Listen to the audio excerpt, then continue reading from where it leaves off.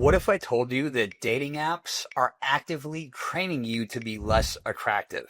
Every day you spend swiping, you're absorbing hundreds of micro rejections without a single honest interaction. And if you're an analytical guy that thinks that apps are the logical and efficient way to date, I need you to hear this.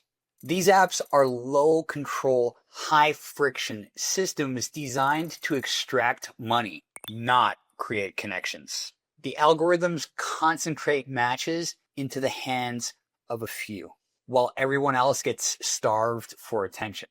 But here's what nobody talks about. Even if somehow you beat the algorithm, even if you get matches and dates, you're being programmed to show up in ways that repel women in real life. Dating apps are low tension, high pain. You sit there swiping, subconsciously feeling and building rejection with hundreds of women who never even saw your profile. Meanwhile, approaching in real life is high tension, low pain. The fear is intense for 3 seconds and then it's over and you've grown. Let me explain how these dating apps are destroying your ability to connect with women and why getting off them may be the best possible thing that you could do for your dating life. You're getting rejected at scale without even knowing it. Instead of one honest no that you can learn from, you're absorbing hundreds of invisible rejections daily. Your algorithm in your dating app is showing your profile to hundreds of women who are just never going to match. And the reason that they're not going to match is because dating apps force women to select men like men select women. So as time passes, and you don't get matches, or you get a match here and there and it never goes anywhere, you start absorbing an even more profound, painful, heavy, negative internal dialogue and framework in your mind about how you're not good enough for women. Women don't like you. You're not attractive. You're too short. You're too this. You're too that. And that's very dangerous. Dating apps are a toxic, parasitic infection in our dating culture today, and they have completely dismantled the actual ability for men and women to connect in an honest way, because this is what all people are defaulting, or well, most people are defaulting to going on dating apps and swiping, hoping to meet that person. This is breaking down the fundamental components that keep the dating market actually moving forward and creating fulfilling, long-lasting relationships. Because you just become a number. If you are even chosen logically, superficially, to have a chance to go out on a date with this woman who gets 50 to 100 matches every day and hundreds more if she swiped yes on everybody she saw, you're literally only ever going to be a number to her, a statistic, because she knows that she could just swipe the next guy and go on another date. The algorithm is showing your profile to women who are never going to match with you. And the reason they're never going to match with you is because dating apps force women into their head. It forces women to select men like men select women through only looks. Right? So if men on average approached regularly and approached well, there wouldn't be a single woman on a dating app. And the only reason so many women are on dating apps is because men aren't approaching in real life, because they don't feel actually seen or desired out in the real world. And look, there's a lot of conflicts of interest on dating apps. Women will literally go onto these apps to feed their own approval addiction, right? Feeling sad, feeling low, feeling depressed, go swipe and see how many guys want you. Right?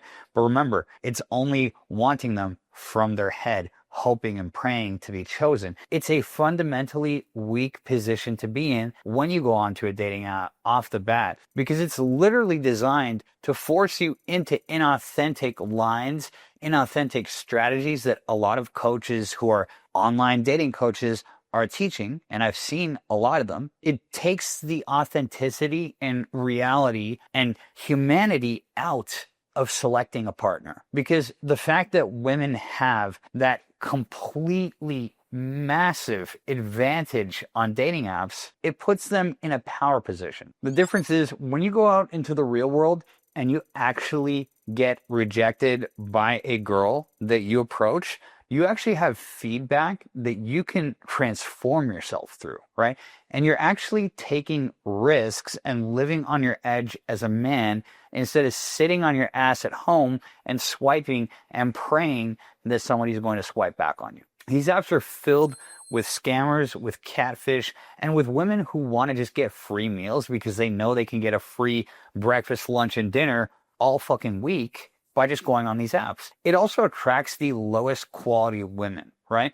And that includes, by the way, if you go to like speed dating and like singles events, those are typically also the lower quality women. There's a reason why they're still single. Now, imagine that you've been on a dating app for 3 months and you're swiping your brains out every day trying to get a date and you don't get anything for 3 months. What do you think this is reinforcing in your mind? You are literally getting hundreds and hundreds, if not thousands, of subconscious, digital, and invisible rejections that literally feed whatever negative beliefs you have about yourself, women, or the world. And it creates a negative feedback loop that is super toxic and super dangerous because these apps' algorithms are designed to extract capital from you. They are not designed to make you happy and give you fulfilling relationships. Because if they were designed like that, the company would go out of business. There wouldn't be anybody using the apps. You would find somebody quickly and you wouldn't need to use it anymore, right? The only people that will be left are the people that want to fuck around.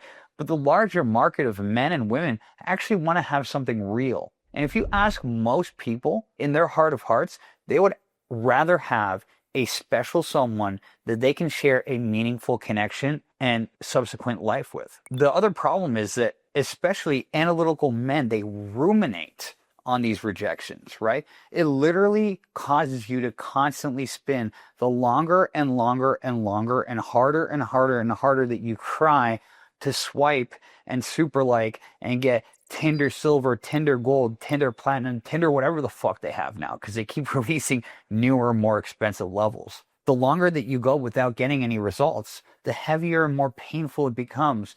And then out in the real world, you become jaded and you view women in a very negative way, in almost like a victim mindset. It reinforces a powerlessness when you could actually, as a goddamn man, step outside of your house and go meet women and create opportunities anywhere. Because let me tell you, these super high quality wife material women, for the most part, are not on dating apps. My girlfriend never used a dating app in her goddamn life. If I used dating apps, even if I was good at them, I would have never met her. And having to try to figure out how to initiate conversation with a woman who has 100 other guys in her inbox trying to get her on a date puts you in such an insanely analytical process.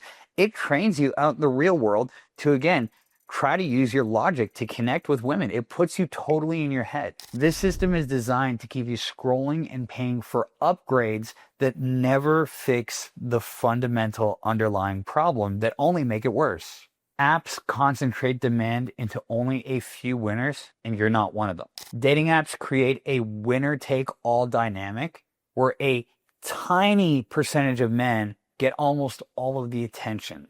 Like I said, these apps actually force women to choose men like men choose women. It's against nature. And when that happens, again, women get even more and more and more disconnected and begin to subconsciously dehumanize men. Even good men like yourself who deserve to have a great partner. I can't tell you how many of my clients have been good-looking, successful guys who came to me saying that they've been on dating apps for years and they were invisible. It's insane. It's absurd because a lot of the women that reject you in real life would probably be interested in you.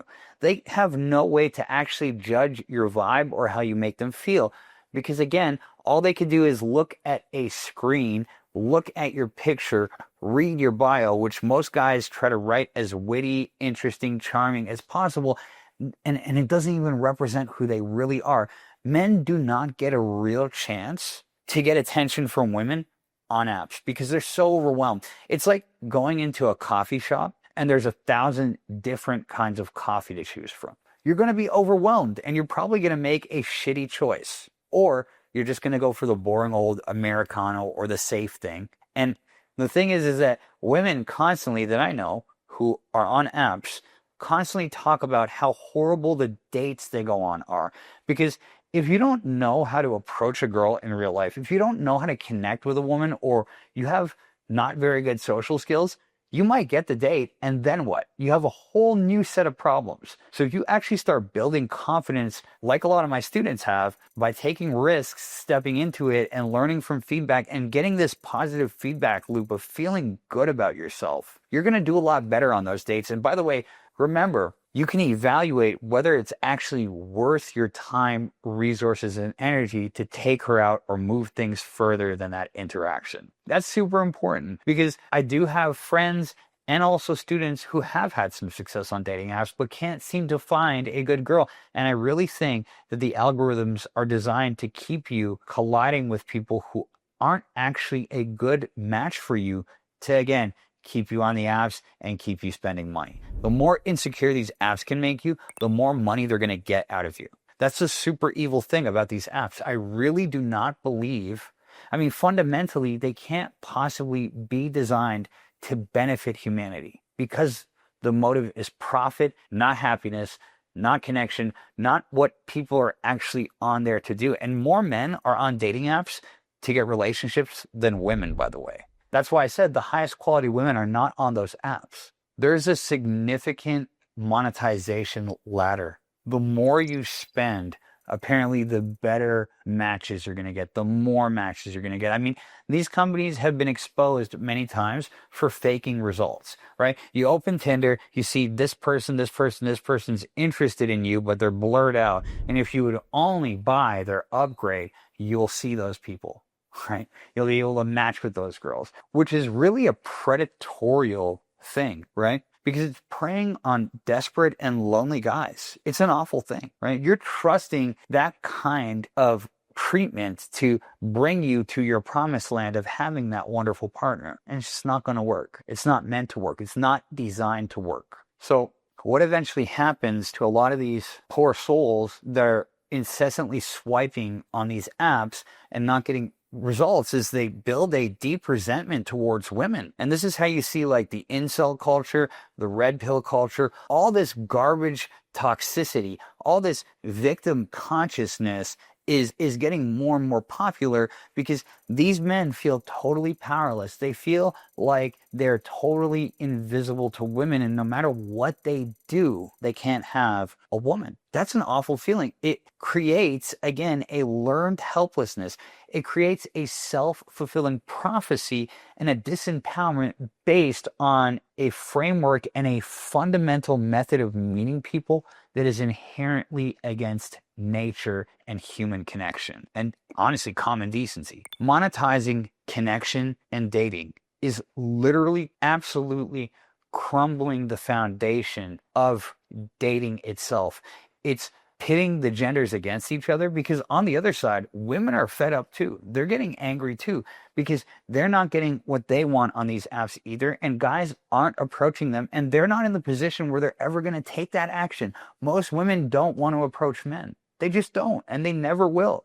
They're waiting and hoping for a guy like you to get off his ass, get out of his house, grow some balls, and go say hi to her. And a lot of my students who are stuck on dating apps for months and years, who actually went out there and started putting themselves out there, they started developing real confidence, and they started meeting women, and they started having this satisfaction and excitement for life that anytime I leave my house, I could meet somebody today. Or that curiosity and excitement of like, who could I meet today? Where am I going to see her? Maybe I'll see her at Barnes and Noble or Whole Foods or Starbucks, or just walking downtown, and she's going to be so irresistible to me that I have to go and find out more. Dating apps train you to communicate from your head and not your body. And it keeps you stuck in your analysis paralysis, where you're never going to have the results in connection with women that you've always wanted. Apps keep analytical guys stuck in their head, which is exactly where you don't want to be with women. When my students came to me, a lot of them came from dating apps, right? And they were so analytical, they were so in their head, and they start connecting in their body with embodied communication, with going out there, stepping into tension, and processing out the stuff that comes up after each approach. They start connecting to this source of strength inside of them that they never knew that they had. And it radically transforms every aspect of their life. You know, like when you're on the app, you're just trying to craft the perfect message, which causes you to overthink. It trains the habit in you. It instills in you that overthinking, that analysis, that spin in your head trying to figure out the perfect message, the perfect line. And that keeps you stuck. It makes you fundamentally worse at interacting with women in real life. If you can even avoid the intense resentment that can be built up from not getting the results and actually take a chance to go talk to a girl out of desperation. And again, only having text-based interactions kills your ability to actually feel energy, empathize, and have a real connection with someone. A lot of my students who actually got dates from dating apps, whether they got a few or a lot, always complained that the dates felt flat, that they felt contrived, that they felt monotonous, because on the other side, the women are not practicing their own embodied communication, and women are naturally embodied creatures. It also puts women into their head. And you see this trend of society going deeper and deeper and deeper into their analytical, logical, rational mind and losing human connection, losing the ability to feel and express themselves. The kind of attraction that can happen when you actually connect to your body and you have embodied presence is literally like magic. It can literally feel like you're in a Hollywood movie that's almost scripted, but it's reality because your mojo, the superpowers in your belly, your personal power and your self-esteem and your heart are feeding you the best possible things to say, spontaneous, in the moment, and you can actually start feeling sexual tension, emotional tension with a woman that you're connecting with in real life. And women never get that, right? You stand out at this as this like, wow, who is this guy? She runs to call her friends or tell her friends that she met a guy today. That can be you when you learned embodied connection, embodied presence. Now, it doesn't matter. All these things that apps have taught you, right? I guess indirectly that you have to be tall, you have to be rich, you have to be handsome, and all these things, they're inherently not true. It doesn't matter if you're even 5'4", you'll do good with women when you're embodied and connected, because there are short guys that act like wimps and victims and kind of like little boys who complain about their height. And then there's short guys who own the fuck out of it and they act like gangsters and they connect to their superpowers, and women feel it. All these superficial things that dating apps are directly and indirectly conditioning you to believe is important are not. When you actually learn how to connect through your body, when you actually learn how to speak with feeling and express yourself radically, honestly, and directly, like a man. Men don't hide behind dating apps. It's like going to the grocery store and getting your steak on some styrofoam versus going out to the woods to hunt a deer to eat, right? That's the difference between dating apps and going out there and connecting with women you see out and about in your daily life. Which do you prefer? What feels more masculine and powerful to you? Which one is going to contribute to your life more positive? 5 minutes of real conversation with a woman that you see out and about is going to teach you more than 100 text messages sent on a dating app. And you're going to grow more as a result. Dating apps keep you fundamentally frozen. And actually, they cause you to spiral down, like I was saying, because they cause resentment. They strengthen your insecurities and your negative stories, and they strengthen your feeling of powerless, like you have no control or no choice or no ability to decide who and what is right for you. Every day using these apps, you're getting weaker. Your real confidence is atrophying as you optimize for metrics that simply don't matter. So that's why dating apps are making you worse with women. They subject you to mass rejection without any learning or growth. They concentrate options into a few hands while starving everyone else. They train you to operate from your head when in reality attraction happens in the body. Look, it's not what you say that matters. It's who you're being. And you can't swipe your way into embodied presence. The apps are low tension, but high pain. You feel safe behind your screen, but it's actually death by 1,000 cuts. Real world approaching is high tension, low pain. The fear is acute but brief, and every approach makes you stronger. When you're approaching for your own freedom and not her number or validation, rejection becomes training data. Now I know what you're thinking. Okay, well, how do I actually approach women in real life? Won't I come across as creepy? That's exactly why I made a whole video breaking down how you can approach any woman without being creepy. If you want to know the exact method that my students use to start real conversations that actually go somewhere, click on the video that's popping up on your screen right now, and I'll see you there.